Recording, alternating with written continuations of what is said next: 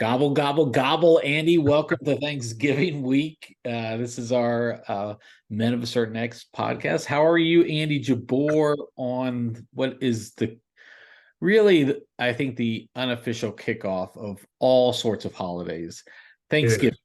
is. Dave, I'm good. It is season's greetings. It is the start of the truly holiday spirit. Everybody starts to really enjoy the reality of the end of the year and Thanksgiving and Christmas and all the end of year holidays. And it's a great time. It's a great time. And I'm especially happy.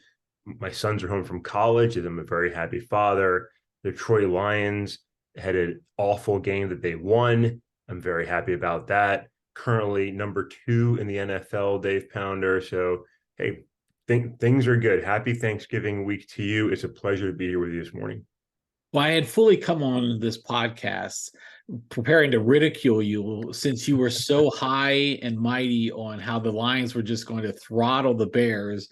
And it really took, it was Jared Goff's worst game of the season. Yet at the end, he still drove them down the length of the field It's just Muhammad Ali football, Dave. It was just sitting on the ropes, taking the hits for a little while, lulling their opponent in, and then they just came out punching. They wanted to give America a good show. One, credit to Justin Fields. He gets a lot of flack. He played a really great football game. That guy is a major threat on the ground. He's got some balls that go all over the place, but you know what? If you look back when Lamar Jackson started, Lamar wasn't the best passer at first, but he could kill you on the ground. Lamar is a very complete quarterback today. If Justin Fields is able to, take that same trajectory, and he will not under his current coaching staff because they are terrible. But he could be a good player, and he really played a good game. And the Lions got owned for most of that game, but they came out with a nice drive to finish the first half. And look, with 4 minutes left, down by 12, they came back 17 points, got the win. David, this is the NFL. Any team can beat any team on any given Sunday. At the end of the day, the Lions pulled it out, sitting at 8-2 on top of the NFC North, only behind the Philadelphia Eagles, one game ahead of the Kansas City Chiefs now after the Chiefs lost last night. Hey, I'm good. You can put all your disparaging remarks out there. And Dave, I've got to say, we're headed for a very exciting battle between our teams here in a few weeks' time. I think that the Lions-Cowboys game is going to be a big deal game. And I'm kind of nervous, to be honest with you. Yeah, well, a couple things, Andy. One, I'm not here for any Justin Fields talk. This guy, he's a legitimately awful quarterback. You can try to rationalize it any way you like, but it's the coaching staff. It's always going to be the coaching staff. He's just not good. So let's just call a spade a spade. He comes from Ohio State. Again, where they may look great on. Look, we're going to have a top of mind topic. I think college football is probably in its worst state ever. And I'm very concerned about it. And it's because we have a cream of the crop, like 5 or 6 teams, and then everybody else. That's not what I'm here to talk about. So one, I'm not going to stand for Justin Fields talk. He's from Ohio State. He's awful. Okay. So that's no Penn State bias there at all. Not at all. My second part is, this is going to be the first Thanksgiving I can remember that I'm legitimately excited to see the Lions play at noon. Usually I'm like, how do I get to the 4:30 game of the Cowboys? But here I am. I'm going to want to watch this Lions game again. And it's not because the Lions may have some weird win out of them where they come back or something. No, they're legitimately good, and they're probably going to beat up on the Packers, but I'm excited to see the game. And then, the Cowboys are playing afterwards, and they play the Commanders. And I'm just going to tell you, I wouldn't be surprised if the Cowboys lost this game by 20 points, because that's just how they play on Thanksgiving for some reason. But they should be 8-3 at the end of this week. Your team should be 9-2, and we are heading for that collision course, Andy. Yeah. We might have to have some sort of little fun wager online for that one. We'll have to see. We might have to do that. So, one, I think there's a good chance the Cowboys lose this game for no reason whatsoever, except the Commanders usually pull like one or two nice division wins, even no matter how bad they are. And they got swept by Philly this year, which means they've got to. I'm sorry, yeah, they got swept by Philly and the Giants this year. The Giants. The Giants are awful. Got to win against the Cowboys. So I could see the Cowboys blowing it just because it's the NFL. The Lions, for all your disparaging remarks, Dave, America wants to see the true grit, of the NFL's most exciting franchise. So today, Dave, I honor the Lions with the grit hat. made famous by Dan Campbell as he took the team on and talked about the grit they needed. So it was grit that stuck through the game and pulled out the winner of the Chicago Bears. And their grittiness will be on display on Turkey Day as they pound the pretty abysmal Green Bay Packers and win again, sweeping the Packers for another year, which is crazy talk for Lions fans, right? It's crazy. So let me just talk about Dan Campbell for a minute, and let me talk about some of this is another rant I want to go on, and maybe we'll do it another time because I have other things I want to get into today, Andy. We only have a short amount of time, but Dan Campbell, when he came in, that intro press conference where he was talking about taking kneecaps and all this other stuff, like all that stuff, he was wildly rebuked and made fun of, and just everyone was like, this guy's going to be fired in no time whatsoever. And then you have guys like Lincoln Riley at USC, and they're like, oh, these offensive masterminds are so great. They're analytically driven. Look at Staley in San Diego. All of these guys who are so analytically smart. How good are those coaches really? And then you look at Dan Campbell, and look, the Lions have a lot of talent now, and they've drafted really well in recent years.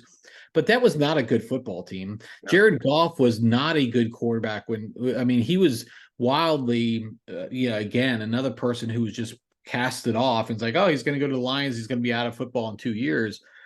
And now he's a top 10 quarterback. I mean, I know he had a bad game this week, but like there needs to be something said for people who know football, know how to motivate, grit. I mean, it sounds cheesy, but I mean, because everyone would rather know your fourth down success rate today than how well you can motivate people.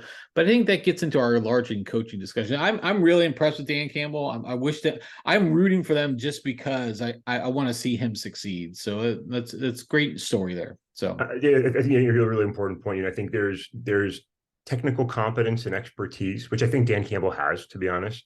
As does Ben Johnson, the best offensive coordinator in pro football, and Aaron Glenn's no one to look away from. He's fantastic as well. But there's something to be said for being able to lead, whether it's in the NFL, or anywhere else. We've talked about Vince Lombardi's legendary speech, "What takes me number one" before, and he talked about that, right? Leadership across militaries, businesses. There's just something to being in the game, and Dan Campbell is a great head coach because he's a great leader on that football field. And there's other coaches of a similar sort of cut in the NFL, and they're having success as well. You look at Doug Peterson, right? That guy knows how to lead a team and win. He did it in Philly. He's doing it in Jacksonville. You look at DeMeco Ryan, going from the Niners to the Texans, and yeah, sure, the Texans have an incredible young quarterback, but something more is happening there, and it's leadership, right? It's these former player coaches that know how to talk to these young men, know how to motivate them, get them excited. It's a lot of fun to watch. I love all three of those coaches, and I love to see them doing well. Dan Campbell's the best, obviously, but they're all great. We'll have another discussion on leadership sometime. I think from our military experience, I think we both appreciate very good and a lot of very bad leadership. Yeah. Yeah, and I mean, DeMeco Ryan is a great example too. Is another guy who for 3 years in a row, those Houston teams were terrible, and he took over effectively the same team. Yeah. Yet and look, you can say C.J. Stroud's a great quarterback. He's still a rookie quarterback, and he is still lighting it. Like that doesn't he still should be making rookie mistakes and doing rookie things, and yet here you have a guy who's just standing tall and you have to say it's the coaching. I mean, what else can explain that? I mean, so yeah, we'll have to definitely have a lot more discussion on that. So that's good. Annie, anything else on the sports front that you want to check in on? Dave, I think we've got to move. Okay. We've got Turkey Day coming up here in a couple of days. Andy, I want to take this time. Look, this is a great time for traditions. It's a great time for families to come together. Look, if you don't have family close by, you may do a Friendsgiving. I know that's a pretty popular thing these days. A lot of cool things to do around this, but there's also, those family traditions and the food that really comes out. So Andy, I'm going to do a quick either or game with you. All right. Okay. I'm going to put you on the hot spot, Andy, and I'm going to challenge you on the staples or the classics, I guess, of Thanksgiving meals. All right. And I know a lot of people have different traditions. You do different things, but we're going to go with some of the core things that Andy and I both can appreciate. So, Andy, I'm going to give you an either or, looking at some of the main parts of the Thanksgiving meal, and I'm going to have you chime in with where you want to go with it. Does that make sense? Hey, it's 5:40 in the morning, Dave. Let's get our Thanksgiving hunger going. Let's do it. That's right. Let's get our Thanksgiving hunger. Let's make sure we're doing this right. Okay, Andy. So we're going to start with the main meal here. Okay, so I'm going to give you two dishes, and you tell me which one you like and for what reason. Okay, Sure. so we're going to start with just the main dish, Andy. Turkey or ham? Are you a turkey or Ham. ham? Ham. I want to have the turkey. I want the Yeah. turkey there. Yeah. But I mean, turkey sucks at the end of the day. Like you only eat turkey twice a year because you don't want to eat it at any other time of the year, right? I mean, ham is by far better. Give me that dead pig. I'll take it. Okay, that's interesting. I love the turkey for the relevance of this year. I have ham in other places. I love just having the turkey as we go through here. Okay, I can appreciate that. You want to taste the tradition, and I appreciate that. But the food, it's just a dry, nasty bird. But Dave, let's go. I got the next one. Bring it. Oh, okay, all right. So let's go side dish here, Andy. Are you going corn casserole or green bean casserole? That's a tough one. That's a tough one. I could go either way. I'm open on this one. I'm gonna go corn just because it's sweet and delicious. But Yeah. they're both good. You can't go wrong. Do you have another dish, Andy, that you would prefer over those? Like another side dish that you would rather have other than that? Dave, I'm going to go into my youth here. And young Andy used to cross the street to his aunt's house for Thanksgiving. And my aunt would make just an incredible Thanksgiving display of food. And she would make a legendary 7-layer salad, just Oh, nice. layer upon layer of deliciousness. And Dave, she would make a bowl for the family. And she got to the point where she was making like a second bowl for us to enjoy because like we would eat so much of it. And God bless my aunt. She's a wonderful woman. But maybe the greatest thing about her is that legendary Thanksgiving 7-layer salad. It's the best. So to my aunt, I love you and thank you for many happy memories. And Dave, that's by far my favorite for both nostalgic reasons and it's just really, really good. Now, would she put it in like a glass like thing Yes. where you can see all seven Yes. layers? Or okay, Yes. that's the way to do Yeah, it. you could Definitely. visually see the beauty of Yeah. the layer. She also made this really wicked, crazy marshmallow salad, which was strangely good. It was, it was both disgusting and sweet and crazy, but you also kept eating it because you just kept, I don't know, it was strange, but fantastic. I love the many great things and memories there. All right, not a marshmallow guy here myself, but I'll go with your 7-layer there. Okay, Andy, moving on. We're good. Next thing, stuffing or mashed potatoes? Both are great stuffing. Stuffing, huh? And I feel like you just got to mention, honorable mention to yams there. I mean, Oh man, no. and again, not only yams, back to the marshmallows, yams with those marshmallows melted in. Oh, Okay. All right. So this is what I like to do. I like to take the mashed potatoes, add a little stuffing. I like to make the bowl. I like to make the like throw all my food together. You heard this on one of my other podcasts or whatever, Andy. I said the same thing. I just America needs to know that. The American needs to hear it. you need to just pull it all in there, Andy, and just get everything together. You get the one bite of like 4 or 5 different tastes and flavors. It's just a sensation in your mouth. So Just complete savagery. Just mix everything together. No holds barred. no holds barred. I don't. It's a mess. But guess what, Andy? When it goes in your stomach, it's a mess down there too. So what does it matter what it looks like on your plate? I got a mess starting right now. I got a rumble in my belly, Dave. I'm hungry. All right, a little awkward there, but yeah, we'll go forward with that, Andy. So, all right, last piece here, Andy, on the dessert front, pumpkin pie or pecan pie or pecan pie, as some people would call it. Can't go wrong with pies in general. There's not a bad pie out there, Dave. Anything is good in pie form, I think, but pumpkin pie, unbelievable. I mean, the true Thanksgiving treat. Pecans add that layer of texture and crunch, and you don't need it. Just the sweet, smooth Good. deliciousness of pumpkin pie. I don't even. I just want to spoon and I just want to inhale that thing and enjoy each bite. And I'll be honest, I could eat 7 pumpkin pies. Like Yeah. if not for a little bit of self-discipline and only a little bit on this one, I could just crush pumpkin pie after pumpkin pie, which I may have done on multiple occasions. We don't need to discuss that publicly, but they're great. Pumpkin pie is the way to go. So, Andy, I don't know if you'll recall a couple months back, Ryan Reynolds did a great ad for one of his liquor brands or whatever. He was talking about pumpkin spice and is basically said, "Fuck you to pumpkin spice. We don't need that around here." I am not the only thing I will ever have pumpkin wise is these little pumpkin cookies that my wife makes, and you have to load them in with chocolate chips and whatever. It makes great. I will never touch a piece of pumpkin pie. I don't like it. I don't know what it is. I just don't. So I go pecan, chocolate chess pie, any apple pie, any other pie, but pumpkin's probably the last thing I'll ever try. So I'm sorry to hear this, and I would strongly encourage you to consider exploring the world of pumpkin pie again. Now, I agree. One, Ryan Reynolds, one of the most likable, famous people. I think like he's a likable guy. It's like, hey, I like this guy. I like the things he does. He's a famous actor. He's entertaining. He's goofy. He's got his soccer team. He's got his phones, which he made a lot of money on. It's just so many things. He's fun and enjoyable. One of my favorite Canadians, to be honest, top tier Canadian. Good job, Ryan Reynolds. And there's too much pumpkin stuff, right? I mean, we've got our pumpkin lattes, we've got our pumpkin eggnog, we've got pumpkin everything, and like simmer down. Like I appreciate that, but the pumpkin pie is the classic. That's like the Big Bang of pumpkin festivities. You know what I mean? So like, Dave, go back, try it again, I don't enjoy know. the delicious smoothie texture. Just keep your heart open, Dave. Let's not like get pinned down into extremism. Let's enjoy, all America has to offer. Maybe Andy. We'll see. We'll see. I might have to have a couple drinks before I get some pumpkin in me, but we'll see from there. All right, Andy, that was kind of fun. Any meal, anything that any dish particularly that we didn't talk about here that you're looking forward to other than your 7-layer salad that you had from your youth? I think we hit the big ones, Dave. I'll ask. This is always a good one, I think, because people are pretty locked into their positions on this one. So while it can be prepared many different ways, what's your take? Are you a go or a no go on Brussels sprouts?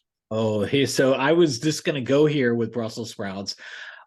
Look, I will eat Brussels sprouts to say I got my veggies in me, just plain Brussels sprouts, a little, maybe toasted or whatever, but when you put it in together with some like other bacon or other sauces and spices, get some other things in there, I will just mow through some Brussels sprout work. So I am all in on things Brussels sprouts. I'm with you. I'm with you. They're maybe America's least loved vegetable, but I enjoy Brussels sprouts, and there's just something about that flavor and texture that works for them. So I'm glad we're on the same page there. Good job, Dave. Good, correct Yeah, answer. yeah, very good. So my mother-in-law used to also make a seafood casserole. She doesn't so much do it anymore. She did it. One year she just decided not to do it, and it was like caused a riot, and so she just hasn't done it anymore. Um, and I missed that. And my dad had like some just crazy stuffing that was always very good. So I always appreciate that. I'm gonna have to get the recipe to make it one day. So Andy, with that, and now that we're all hungry at 5:48 in the morning, let's move on to other topics. Andy, what do you have top of mind? What are the things going on in your world? What are some of the things that have piqued your interest in the last couple days? We've got some news items. You want to cover those news items? Is Yeah, this, let's go through the news so, items, Andy. so it's Dave. I hate going back to the same things, but I'm going to go back to some of the same things just because there's just so much to be amazing. I'm just going to kind of basically stick to the headlines of some of these articles. Folks can dive into them. I'll point them in the right direction here, but I'm just going to go through a series of articles on the national election front, things we've already talked about, but sort of reinforcing the state of reality here in November of 2023, a year away from electing either the same or our next president of the United States of America, whomever he or she may be. So first, in Reuters, just a few days ago, Biden-Trump unpopularity buoys third-party hopes for 2024 U.S. election. Absolutely, nobody wants them. We've talked about this many times, Dave. We've talked about the interest in any other candidate. The No Labels group, really trying to get on the ballot, getting a lot of money, over $60 million already, and have already qualified 1,012 states. They're trying to recruit candidates. There's talk about Maryland's former governor Larry Hogan, Senator Joe Manchin from West Virginia, sort of guys that were with a party but governed somewhere closer to the middle. Interesting to see that developing continues, and it's not just your everyday American who's sick of it. Arnold Schwarzenegger, who we've talked about before as well, also, says America needs new blood. He was saying that, hey, people aren't happy with him because they're not perfect, and age is a factor, right? And Arnold's 76, he gets it, and he says, hey, we need new blood. I say always, we need a new breed of leaders, and he's right. Right? We talked about this, Dave. We talked about the age and just the amount of time America's had to stare at Donald Trump and Joe Biden, and nobody wants to see that again. But we've also talked about sort of the hysterics of both political parties, with Senate Democrats warning Joe Manchin. And in the Hill just yesterday, there's an article about Democrats warning Joe Manchin that running for president would risk disaster. Disaster, of course, being that Joe Biden could potentially lose, Donald Trump could potentially win. So the fear tactics we talked about many times continues, right? But age is reality, right? And so Ron DeSantis, who's still trying to prove that he's relevant, it was even making the same point and talking about Trump and his age. He made the point in a recent statement. You can see this article in Politico and other places. Hey, Trump isn't the same guy who ran in 2015 and 2016. He's saying Father Time is undefeated, and he's getting the best of Donald Trump, and he's right. And DeSantis is trying to make himself competitive, trying to become the guy, the alternative. An interesting poll shows that he's not doing terribly. A recent poll from Marquette University shows that in one-on-one matches, DeSantis holds a 51 to 49% advantage over Joe Biden. That poll also shows Mr. Trump having a 52 to 48% advantage over Joe Biden. And as we talked about in the last podcast, Dave, Nikki Haley, 55 to 45 against Joe Biden. And as we said, I think if Republicans took the time to nominate Nikki Haley, I think she's the president of the United States. I don't know if that'll happen, but I think I've got a couple more, Dave, but I'll pause there. Any thoughts on the craziness of 2024? Yeah, well, craziness is the right word to use for it. Look, I think the Republicans just need to get around each other and say, hey, look, let's put 2 or 3 people up on the stage. Let's get rid of everybody else, and let's just have these things work out, because you do have some pretty decent candidates on there. Like, I have my views about Ron DeSantis, the way he governed Florida, or I abused the state of Florida, manipulated the state of Florida, whatever you want to call it. If you want to call that governing, that's fine. But I really do believe in Nikki Haley. I think if she were one-on-one with Biden, she would win, hands down. I don't even think it'd be a close election either. And so I think if you can get beyond a lot of that part, you do it. Speaking of the, Father Time being undefeated, like, you really do have to look at both of these candidates and say, is this really what we want? And what's concerning to me is a lot more is like, you have to really be voting on the vice president. Who do you want to be the vice president? I think that's where Biden is. If he has any chance of being reelected, he really needs to consider the vice president. Nothing against Kamala Harris. But I mean, I think she's shown over the 4 years that to be pretty inconsequential. She hasn't really, I mean, people are, look, please don't come after me on social media and tell me about how all the great things that she's done. She hasn't, and let's just call a spade a spade. But that's the way it goes. And so I think he may need to reconsider that. And I think Trump, I mean, I've heard some crazy names for vice presidential candidates, Tucker Carlson. I mean, Don, like, these are just outrageous things. Really, we need to look at it. And I guess Trump got from Texas Governor Abbott, Yes. endorsement from that yesterday. You know how much that means to me? Absolutely nothing. Like, do I care that Abbott is endorsing Trump? No, not at all. Endorsements are jokes anyways, because they're going to flip as soon as the nominee is selected anyways. So, look, I think it is crazy. I wish the Republicans would settle on it. And look, I think the Democrats, they can keep denying all they want, but they have a hard decision to make. And if they're going to keep Joe Biden, they really have to be prepared for the consequences of that. He is not, people are not viewing him favorably, not because he hasn't done a good job, because he's done a lot of things. He's been able to pass a lot of things.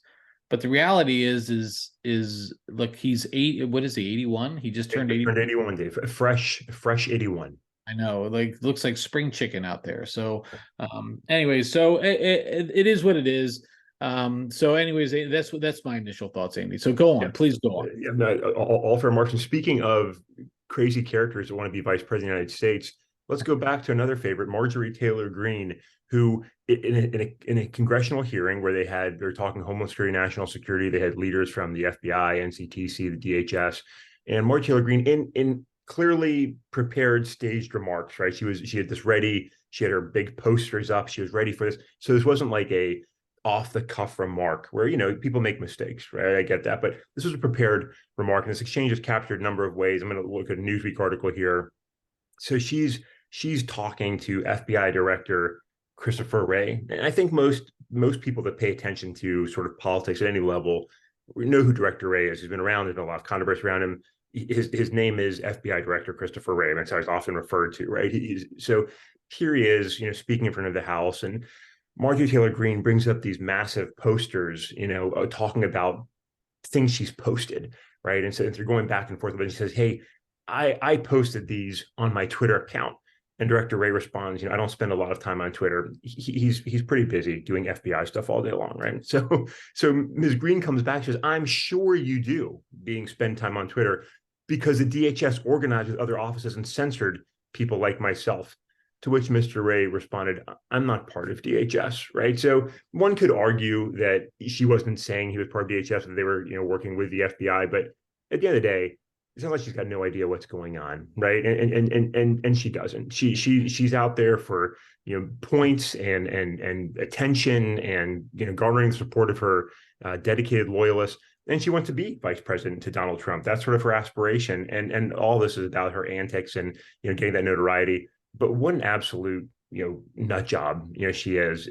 And speaking of nut jobs, I want to throw out another entertaining, goofy character in George Santos. And there's recent revelations of some of the mischief he got involved with. And just among all the other things, the guy's using campaign funds for OnlyFans purchases, right? And just nothing Is that wrong. wrong, Andy? Is that wrong? Hey, nothing wrong if you Oh. enjoy OnlyFans or whatever it is that you enjoy in your free time, consensual activity. I'm all for whatever you want to do, but probably can't use campaign funds for it. Oh, Like okay.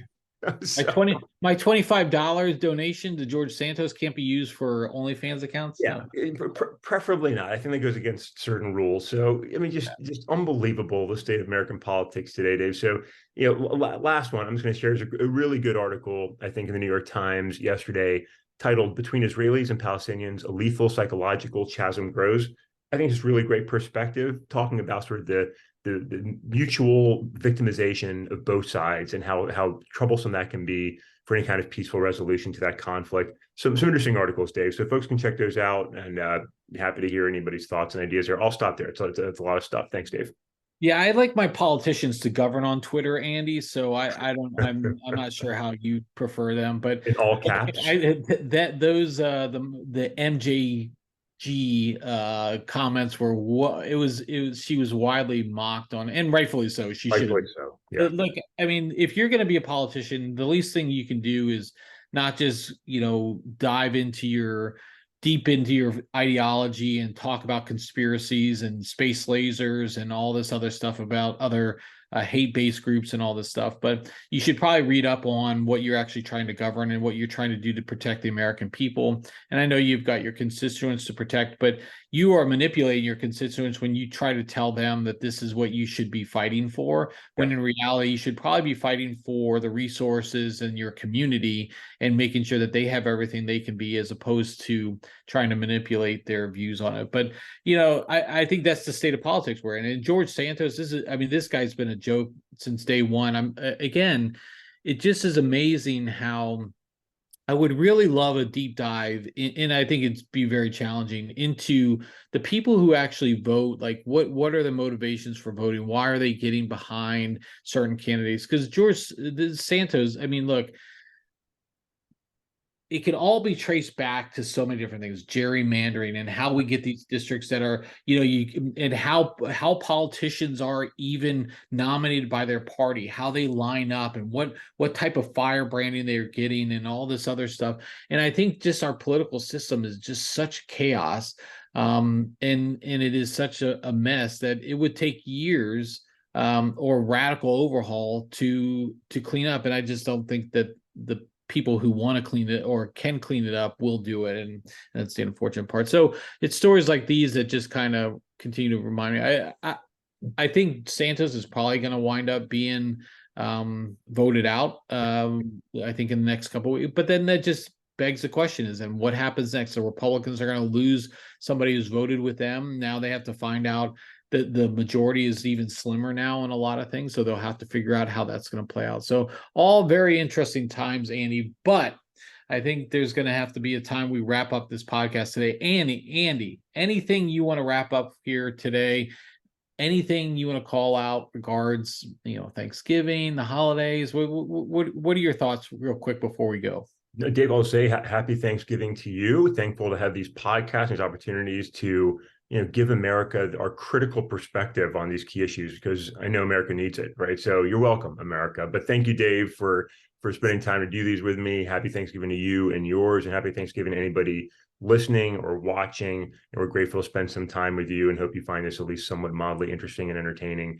And we're really grateful for the opportunity to continue this Men of a Certain Next podcast the rest of this year and into 2024. And I think that's it, Dave, for me. Happy Thanksgiving.